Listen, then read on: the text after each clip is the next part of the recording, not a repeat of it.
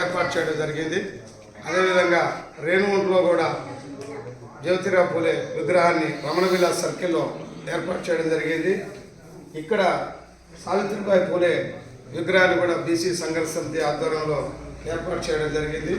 BC సంఘర్షణ సమితి బీసీలకు అవగాహన కొరకు అనేక శిక్షణా కేంద్రాలు కూడా ఏర్పాటు చేయడం జరిగింది. ఎందుకంటే బీసీలలో ఉన్నటువంటి మిగతా సామాజిక వర్గాలన్నీ కూడా కలిసిమెలిసి పనిచేయాలని చెప్పని సావిత్రిబాయి పూలే గారి గురించి, జ్యోతిరావు పూలే గురించి, అంబేద్కర్ గారి గురించి, పెరియార్ గారి గురించి, నారాయణ గారి గురించి ఈ దేశంలో మన యొక్క అట్టడుగు వర్గాల గురించి పనిచేసినటువంటి సామాజిక ఉద్యమకారుల యొక్క చరిత్రని ఎంతో కొంత అవగాహన ఉండాలని చెప్పని ఏర్పేట దగ్గర ఒక శిక్షణా కేంద్రం ఏర్పాటు చేశాం. అదేవిధంగా ముగిలి దగ్గర కూడా ఏర్పాటు చేయడం జరిగింది. అనేక బీసీలకు ఎక్కడైనా అన్యాయం జరిగినప్పుడు బీసీలతో పాటు అంబేద్కర్ భవనంలో ఉన్నటువంటి మునికృష్ణయ్య గారు మేమందరం కూడా ఎక్కడైనా బీసీల మీద జరిగినా ఎస్సీల మీద జరిగినా మేమందరం కూడా అంబేద్కర్ భవనం మునికృష్ణయ్య గారు అడుగుదాడలో నడిచేది. ఎక్కడైనా బీసీలకు ఎస్సీలకు తగాదలు వస్తే కూడా ఆ మునికృష్ణయ్య గారిని తీసుకెళ్ళేసి అవగాహన ఏర్పాటు చేసేసి వారిపైన మనం అందరం కలిసిమెలిసి అగ్రకులాలపైన పోరాటం చేయాలి తప్ప మనం కొట్లాడుకోకూడదు.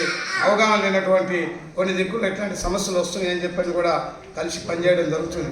కాబట్టి భవిష్యత్తులో పెద్దలు చెప్పినట్టు మన పూలే అంబేద్కర్ ఫౌండేషను మరియు బీసీ సంఘర్షణ సమితి కూడా పండగ వెళ్ళిన తర్వాత మీ కోర్ కమిటీ మా కోర్ కమిటీ కూడా ఒకసారి సపరేట్గా సమావేశమై ఉమ్మడి ఎజెండాగా ఏ కార్యక్రమాలపైన ఏ విధంగా మనం కలిసిమెలిసి పనిచేద్దాం అనేది కూడా చర్చించుకొనేసేసి ఒక అభిప్రాయానికి వచ్చేసి తప్పనిసరిగా సమాజంలో అణచబడినటువంటి వర్గాలకు జరుగుతున్నటువంటి అన్యాయం పైన ప్రశ్నించే గొంతులుగా వెలగాలని చెప్పని ఆలోచించాలనేటువంటి ఒక తపనతోటి ఈ రెండు సంఘాలు ఈ ముందుకు వచ్చినాయి. కాబట్టి ఈ రెండు సంఘాలకు ఎవరు నిధులు ఇచ్చేది ఏం లేదు. ఎవరు సొంత డబ్బులు వాళ్ళు పెట్టుకునేసి, ఎవరు ఖర్చులు వాళ్ళు పెట్టుకునేసి, మనకంటే తక్కువ ఎవరికైతే అన్యాయం జరుగుతుందో వాళ్ళ దగ్గరికి మనం వెళ్ళేసి వాళ్ళకి అండగా నిలబడేదానికే ఈ సంఘాలు సమాజంలో ముందుకు పోతాయి తప్ప దీనికి ఇంకో మార్గం ఏం లేదు. కాబట్టి ధైర్యంగా ఈ సమాజంలో ప్రశ్నించేటువంటి గొంతుని మనం పెంచకపోతే ఈ సమాజం ఇంకా కూడా అణచివేస్తుంది. కులపరంగా కానీ, మతపరంగా కానీ, రాజకీయ పరంగా కానీ అనేక రూపాల్లో మనల్ని వెంటాడుతూనే ఉంటుంది. ఎప్పుడు సమాజంలో మనం ఏదో చదువుకున్నామో, మనం గొప్పవాళ్ళమైనామో అని చెప్పని అంటున్నారు. గొప్పవాళ్ళు కూడా, మేధావులు కూడా మాట్లాడలేని పరిస్థితి ఈ భారతదేశంలో 75 సంవత్సరాల తర్వాత మనం రాజ్యాంగాన్ని పక్కన పెట్టేసి మత రాజ్యాంగము, ఇతర రాజ్యాంగాలు, రకరకాలైన రాజ్యాంగాన్ని అమలు చేస్తూ వాళ్ళు కూర్చున్నదే రాజ్యాంగం తప్ప అంబేద్కర్ రాజ్యాంగాన్ని, పూలే రాజ్యాంగాన్ని అమలు చేయట్లేదు. కాబట్టి మన మేధావులు అనుకున్నప్పటికీ మేధావులు ఇక్కడ ఎవరూ లేరు.